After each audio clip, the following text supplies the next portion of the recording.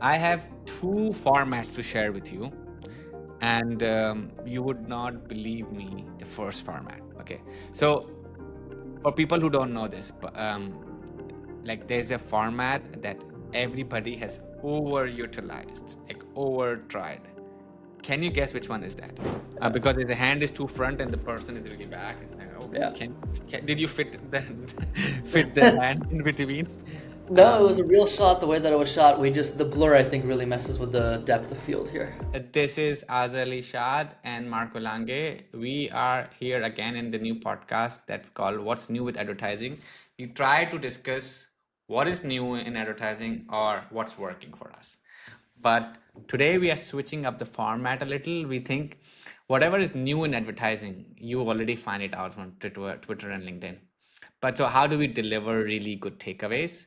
And so we want to discuss like something more deep that you can actually could be more universal and evergreen. So we're going to change the format a little bit. But today the podcast is all about what's working for me, at least in the ads. And then Marco has an amazing creative growth roadmap that he can explain us basically on there, like what was his thought process and how he does it, and if a client actually lets him do it. So that's what we're trying to figure it out. Yeah, Marco, can you please tell us, other than what's working with your new clients, how are the tariffs hurting you right now in ads? We already saw vendors getting fired from clients. We're lucky that we have not been let go yet, but we are seeing, like yesterday, I was in a call with one of our longest running clients. They've been with us for 6 years. They already let go of their email marketing agency and are replacing them with someone cheaper. I think businesses are not necessarily because they can't afford to, right? They're a profitable business. They could have kept that marketing agency around.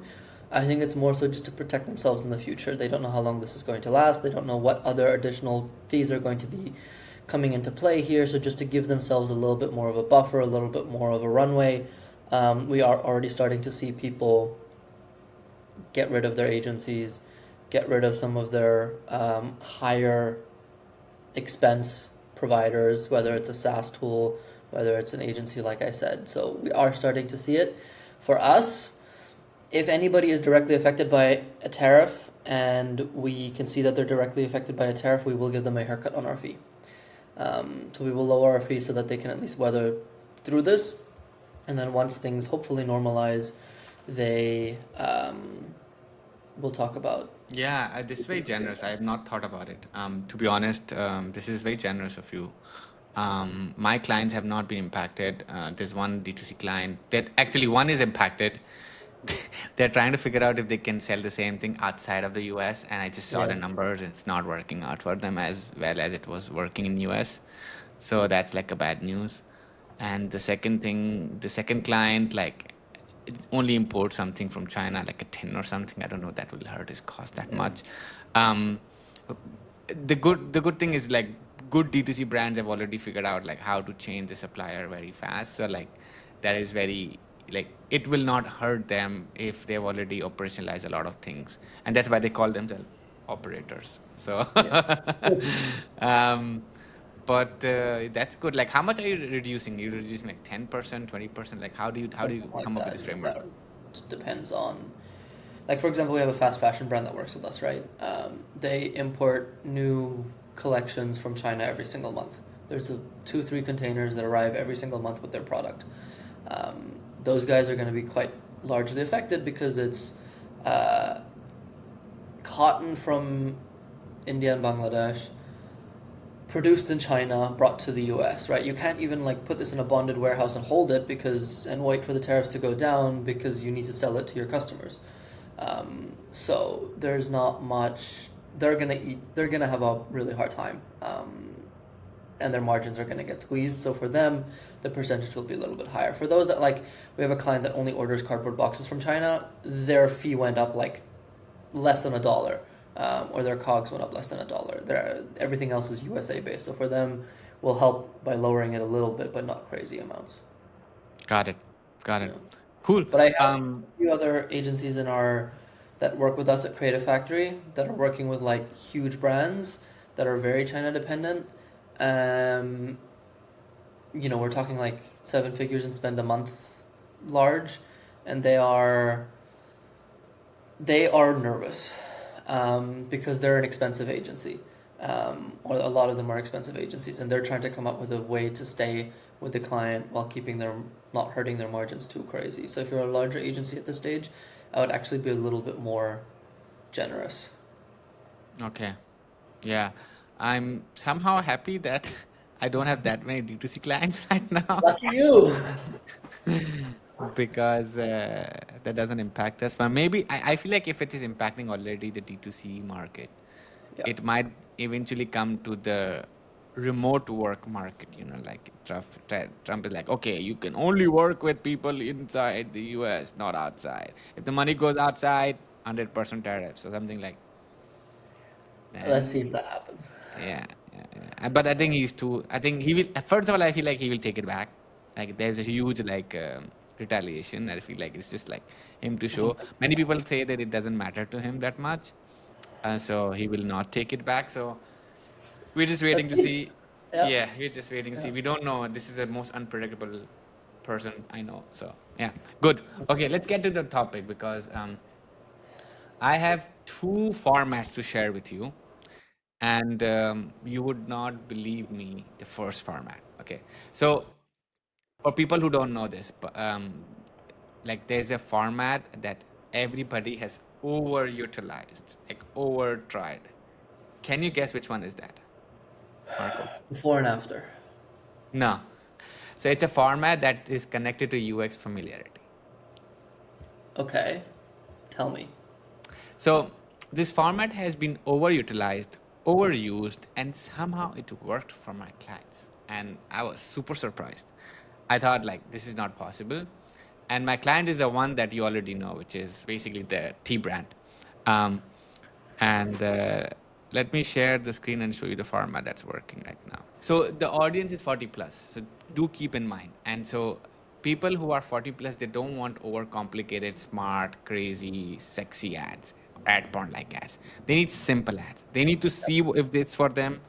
They've already thought about it last 40 years of their life. What do they not need in their life? And they see it and they buy it. They have a very high purchasing power. They have a lot of money in the savings.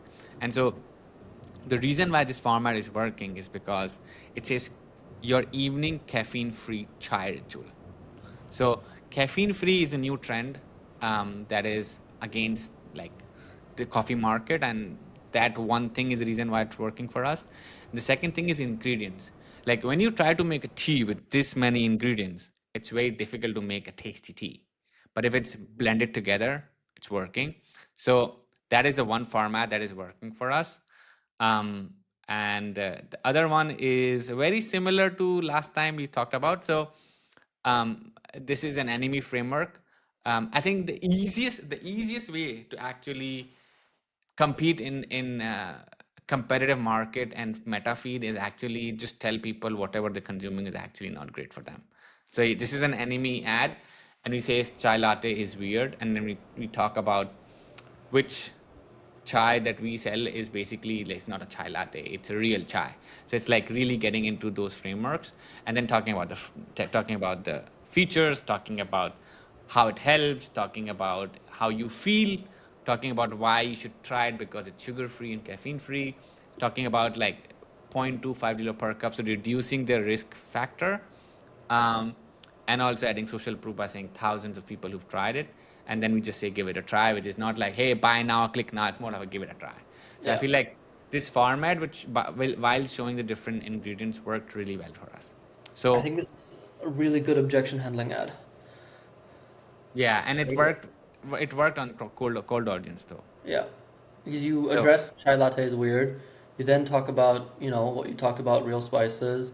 It then even also goes into the cost per cup. So if somebody is price sensitive, it has that as well. It has, if I'm a new pair of eyeballs and I'm looking at this for the first time, it's a well structured ad. I love the way that you displayed the ingredients in the box. I love that you address the immediate concerns that people might have, like what's in it. Okay, this is weird from the get go. It's sugar free, caffeine free, it's cheap. You're going through all of the things that people might call out as they're looking at your ad in a very well structured creative. I like this one a Yeah. lot. Yeah. I mean, I'm thinking how to iterate on this. Probably like we have to show now chai latte versus our chai, and then try to address one, two words pointer why how we are different as us versus them is Yeah. a good iteration of this. But this has already worked, so really happy about that. So that these were the two formats that are working, Enemy as well as the Notes app. Apparently, it's working, so go give it a try. I have a really interesting ad to show you.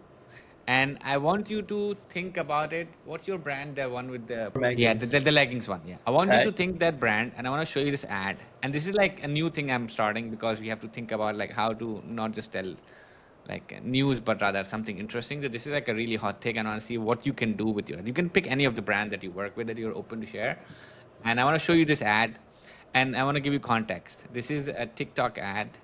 It's basically organic ad. It organically worked on TikTok Shop. It has generated millions of sales for this brand, and Okay.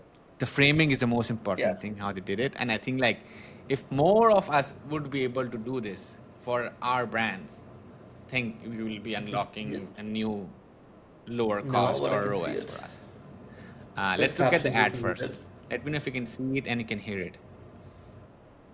So this is the video. My husband almost got me fired from my job this morning.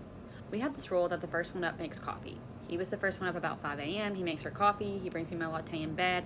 I love a brown sugar latte. Well, he must have gotten confused this morning. I'm drinking my coffee in bed. It's delicious. And then about 20-30 minutes goes by. We're going at it hard, okay? You know, in the morning thing. Doing the morning thing. What feels like 20 minutes, I guess, was actually around 2 hours because my phone is blowing up and I realize it is 8:30. I have a huge meeting at 8:45. I run, jump out of bed, throw clothes in, get in my car, get across town, show up to the meeting, and thank God the client did not leave. But I'm sitting there thinking like what could have happened. So I call my husband. I'm like, what's going on? And he's like, and I'm like, what do you mean? He's like, I picked up the wrong jar of sugar cubes. Recognize these? These look like just regular brown sugar cubes, don't they? They're spicy cubes. And if you don't know what a spicy cube is, they're aphrodisiac sugar cubes. I keep them in the drawer because I love to make us a little date night coffee. It gets you in the mood. It really gets things going. These things work. And like, eat them. I highly recommend them, but do not take them before work. So she starts with like before like I was almost about to get fired, and then she Yeah. took it and they did it, Yeah. and like, and I think like the text layover does the really good job of like me stop scrolling. Like I don't care what she says, and I'm just already like I want to see what she says. But the framework that I think there's like framework like I did something I fucked up on something bad, and I did a very weird thing because of it, and that weird thing was amazing, and then I caught up and I tried to save my fuck up already, Yeah. and she doesn't mention the product, she doesn't mention the benefits, she doesn't mention the features, she doesn't do, and she's like, so we did it, right? So Yeah. now you have to think about it, that how would you sell the same thing with your leggings? Oh, easily. I would have a. Meggings are mainly bought by. It's like 60% gay men that are buying them, right? Especially with the print version. The black on black is bought by both straight and gay men, but the printed versions, which has like outlandish colors, is mainly bought by gay men that are a little bit more confident that'll walk around with you know um, odd prints on their pants. So what I would do here is I would take a similar story of a man waking up in the morning, getting ready to go to the gym at 5:30, putting on his meggings, and one of the benefits of these meggings is it gives you a really, really, really nice ass. Like it squeezes you in all the right places. It's flattering. It also has a really, really nice crotch cup. So what I would try and do is have someone tell the story of like I was putting on my meggings, my husband saw me and like was staring at my ass, and and then we went round for round, blah blah blah blah blah, and sort of go into that direction a little bit more. Needs a little bit of cleaning up, but I think you could definitely do this for something like that, 100%. And we, by the way, use like sexual innuendos in most of our ads. So this is perfect. Yeah, I'm thinking if there is any other way to show it, like You can also go with like I cheated on my boyfriend with a coworker, Yeah. and he was fine with it, Yeah. right? Yeah. Yeah. Because then he says like, "Oh, I just was wearing it in the office," and he was like, "Okay, like don't want to bull around the bullshit and like just talk about it." And Yeah. so I think that would be another way to think about it because you have to tell about something really terrible happened and you somehow saved it, right? And Yeah. then you made up again with your husband or boyfriend, whatever that is. Yeah. So could be a good idea as well. I Yeah. think you You made should be up able. with. I love this idea. I'm gonna use this. I'm gonna send it to the founder and have him record this. Yeah, this would be great. Cool. Yeah. So that was one. Let's see if we have anything else. So now we I have to have discuss. one for you. Oh, you have one for me to tell me. Yes. Share So I showed share this the to our screen. client a couple of weeks ago. I showed this to our client. Or sorry, I showed this Oh, wait, to. wait, before telling me that, like I personally think I have a lot of kosher brands with me, Yes. right? And so like I have this tea company, then I have this education company that sells tutors, then Yep. I have this apps, this company that actually makes viral script for mm, social media creators. I have a lot of different clients, but I'm thinking like, how do I use this framework for my kosher clients? Because you have to eventually tell about something was fucked up and then you saved it. That was my biggest question the reason why I shared this in the. Well, you could be very close. You could keep it very close. I think the concept applies to both kosher and non-kosher brands, right? Um, for example, the kids art brand that we work with a lot, right? We could say, we could twist it on its head and say something like, "My kid almost caught me throwing out my kid's art," or something like that, or "I made my kid cry this morning," or you can still lean into the negative. Um, as the hook with the "I almost got fired." But for you, for example, you could apply this to your tea brand client. You can apply this to some of the health clients that you're working with. I think as long as you make the negative approachable and then turn it into a positive, sort of like a negative hook, definitely doable. Makes sense. So just pick like the ultimate negative hook that's totally relatable and then Yeah, talk about it. You don't have to yeah. go through it. Got it. Good, You good. can like Okay. just tell it in a story format. But like I feel like the reason why it went viral was because it was about, things that people. 100%. So it's Yes. like, Yes. but like I like the framework though. Like you don't have to do a lot of efforts to show benefits Yeah. and everything. You just have to tell Yeah. the story, and story does the everything part of it. So Yeah. You can, it doesn't always have to be about sex. You can do it about something else. understood. Good. Although sex sells, advertisers Sex selling it for sells. 100 years. I mean, this is a remake, like the product is a remake of Tabs, right? I don't know Yeah, if you yeah, can it's a tell, remake but of Tabs. Yeah, yeah. yeah. So, definitely leaning into that aspect. Good. Do you want to share what's working for you?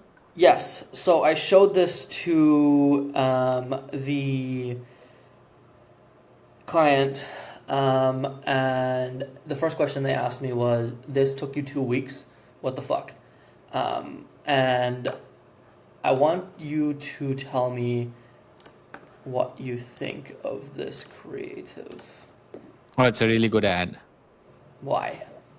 Using the word secret, although for marketers it's a red flag, but for people it's not. And using Yep. celebrities, I was doing an analysis on VShred, and their hook always have like why celebrities are wrong and this guy is doing it right. Works up to 3x faster and actually keeps you asleep. Made with scientifically backed all natural ingredients. So Interesting. the Why did it point I take you want 3 weeks? Like why? Like why? Why? yes. So the reason why this took a couple of weeks, or let's say a week and a half, 2 weeks, is the actual execution of the creative, an hour to max, right? Finding the right picture, placing the text in the right places, that part was very easy.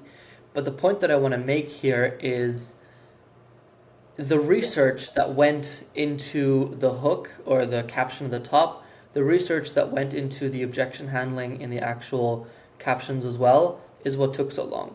So we went through all of the comments that you could find on their socials. We went through all of the comments that we could see on competitors' products on Amazon. We went through every single review that we could find. We used ChatGPT for this, obviously, utilize AI tools for something like this, and had it spit out an analysis of what are the most common things that are people praising, pointing out to the negative, etc. We did a lot of deep research using ChatGPT, and I'm going to show you a framework for this in another episode next week, where I want to do a deep dive into how you can leverage deep research to actually give you better angles and ideas. And through all of that, we found that one of the things that resonated the best in a comment that was made 2 years ago on one of the ads was that celebrities actually use this product. And that got one of the highest number of upvotes, the highest number of likes, the highest number of responses, etc., etc. Then the number one, which is why we used the headline the way that we did. The second thing that we really, really focused on here with the research is that it works up to 3 times faster is a bit generic, but the part that actually sells here is that it actually keeps you asleep. That is a big problem for people that take sleep aids, right? Melatonin is great at making you feel tired and putting you to sleep, but it might not keep you asleep. Versus this, actually, after 3 sprays, keeps you, or a spray, whatever it is, keeps you asleep for the whole night. And that was one of the big objection handlings that wasn't made clear in a lot of the other ads. The other thing here to highlight is that it's made with scientifically backed, all natural ingredients. This is a CBD spray, right? That at first glance you wouldn't know, and we don't mention that anywhere in the ad on purpose, obviously because meta. But we then focus on it's made with scientifically backed ingredients. Again, super simple way of displaying it. And the reason why we chose this format, even simpler, is because it feels like an organic post that I could see my wife having posted. Or I like using the IG native font, IG native caption style, and it looks like something if you were just scrolling through Instagram that you would see. Obviously, it's a little bit more edited to highlight this, blur the background, etc., right? So there's some minor tweaks that we made to make the product pop more, but the point that I want to make here is that we're also focused on testing new formats and new angles, etc., and we're going to go through a growth roadmap here in a second as well.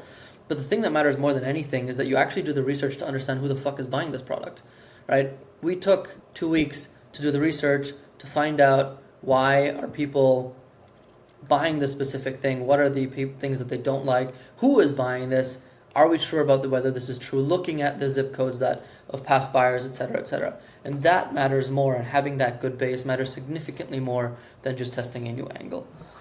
Amazing. I actually like the blur part as well a lot. Like it is intuitive. Like when you show something, the behind part gets blurred. Yeah. I love it. I feel like it's very natural picture somebody's holding. Is it a real picture or AI picture? It feels like AI That's a a real bit. picture. This is a real picture. A real picture.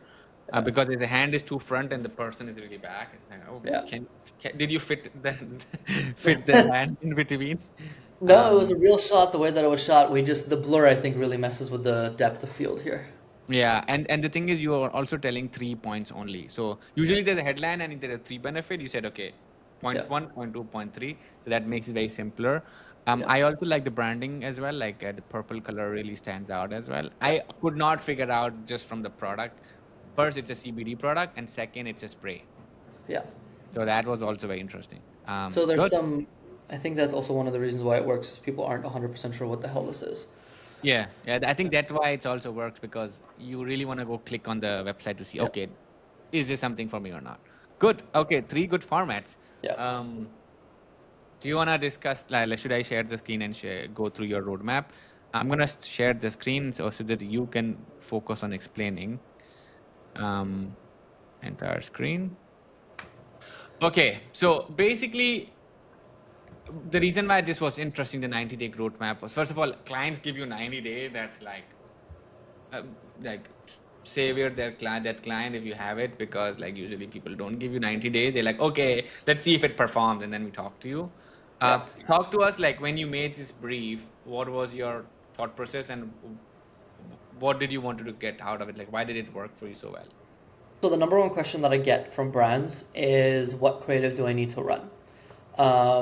It seems like everybody's inundated with the ideas from Twitter, this podcast, other places, LinkedIn, newsletters, on what's working for other people, what formats are working, etc. And the next question that a first-time founder or a veteran founder is going to have is, which of these apply to me? And the answer is oftentimes the same. And I kind of got tired of answering the same question over and over again. Just last week, I had a discovery call with a brand that does like mouth taping for women.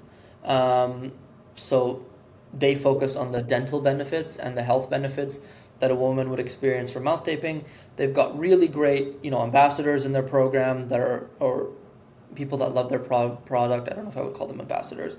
They have got these like evangelical lovers of the brand, maybe let's put it that way, that are celebrities that would shout out about it, but they just don't know what kind of content they need for their ad account. Their break-even point is very low, but they just don't know what to do. They want to spend more money on UGC creators, and I think that's a mistake. I think what matters significantly more here is that they actually test different frameworks rather than testing just new UGC creators. Right. And so that's where this whole brief came from, because I think when we execute on this 90-day framework, we can increase results significantly. We increased, as I mentioned here, 30% increase in conversions by just following this framework step by step on multiple clients, not just one at this point. And I think that if you're stuck and you don't know what else to do, this is a great place to start. Got it. Okay, so let's get into it. So you actually said, so we'll just look at the outline. People can read it on their own front. Yeah. So like what I understood was like format first, message second. Talk us Yes. to us about it. Talk to us about it. What do you mean by that? So I think what I'm trying to push here more is that you actually do the research and understanding what are people buying and why. So why are people buying from you? And an easy way to do that is to run formats first. And what do I mean by formats, right? I give you a 12-week breakdown here where I go through feature, benefit, us versus them, etc., etc. And I think it's important that you test those formats first, because it forces you to do deep research and it forces you to understand what your customers are actually, what are the reasons why your customers are buying from you. So if you look at feature benefit, it's super easy to put these together, but you actually have to make it work, you have to actually think through what makes your product better, like what is a benefit of your product. Then we strategically go into us versus them, because it helps the creative strategist, the founder, whoever's coming up with these concepts, think through positioning, like how is ours better than the others. Then we go into before and after. So like this is what the beginning state is, and here's what the end state is. Like again, it forces the founder or the creative strategist to think through what are some of the issues that people are facing. And we were very specific in the way that we approach this from week 1 to week 12, because it helps you as a creative strategist and founder really deeply understand why your people are buying from you, which then allows you to spend money on UGC, which then allows you to spend on new creators. I think it's so important that you test the frameworks first, or the formats first, before you go into a bunch of different UGC creators that might not work for you. Okay. Usually I recommend message first and Yeah. format second. And my approach is like I just need to figure out what is working for them, because usually I think when you take a client, you might already figure out from the ad account what's working. And then you can just double down the format. For me, it's just like I need to figure out what's working and then figure out what format to work. Okay, so these are like 12 different formats, and you can try all of them. Usually, like when I take a client now, I don't start with just one format. I try with multiple formats. So do you also do that now, or it's just like you just stick with feature benefit and try 5 different formats and features and benefits? So for us as an agency and you as an agency, it's easier to execute on a higher volume, right? If you're a smaller creative strategist shop that works with 1 or 2 clients, or if you're a smaller agency that works with 1 or 2 clients, or if you're a founder looking through this document and you have maybe a part-time video editor, the way that we laid it out here is that it works for both, right? So if you and I were to execute on this, we would probably combine week 1, 2, and 3 into 1 week, right? Because we have the experience to know what messaging to put in here and what format would work. We have the resources to execute on it, and we would have, the support system to get these live at a faster pace. If you're a smaller creative strategist, smaller agency, etc., we broke it out so that it's digestible for both. Got it. Okay. Let's like, so what happened after 12? After 12 weeks, what you're Yeah. left with is one, a good understanding of why your customers are buying. You'll have a good understanding of what formats and angles resonate best with your clients. And this now gives you the opportunity to actually spend on more expensive UGC creators that can better bring those angles, formats, and messages to life. Even though I say like formats first, messaging second, right? The byproduct of going through this 90-day roadmap is you are going to be also focusing on messaging. It's just a natural byproduct of the way that this works. And so once you are done with all of this, you have a really good understanding of your customer and you're able to then now spend on UGC creators that will be able to, that you can then scale your ad account with further. It gives you a really, really good base to scale from. Got it. Okay. Is there anything that you want to tell us? Like, I think from the table of content, it's clear like what people are going to get out of it. Talk to us about like, is any insight that you feel like most people don't do? Insight that most people don't do. I think most people aren't. I would look at week 12. Most people aren't staying trendy with trendy content. And I think a good example of that is have you seen this guy? He does it's not ads related, it's more organic related, but have you seen Tony from China, LC Signs? Yeah, yeah. I tried to copy Right. him, it did not work. He's a really good actor. I'm not. So I think he does a really good job of staying on trend. Right? He just did this big collab with iShowSpeed in China. All of his content is always up to date with the latest viral video that he stitches with. So I think he or his team does a really, really good job staying trendy. If we look at ads, oftentimes we'll see some new format and we all try to rip it off, but very few of us are actually using trends on social and then applying them. Actually, here's a good example. You remember the morning routine that went viral of the Yeah, yeah, yeah. buff guy with the Saratoga water, etc.? Yeah. We had a client who has a team of social media in-house, right, creators that at any point in time we can go to them and say, hey, create this video, and then the next 2 hours you have a video. We saw that that was going viral, so the individuals recreated that video, but with our product. We put it into the ad account, and it was one of our best performers for a few days. Is it going to last? Probably not. But we're staying trendy. It got a lot of responses. It helped boost sales day over day, like a ridiculous amount.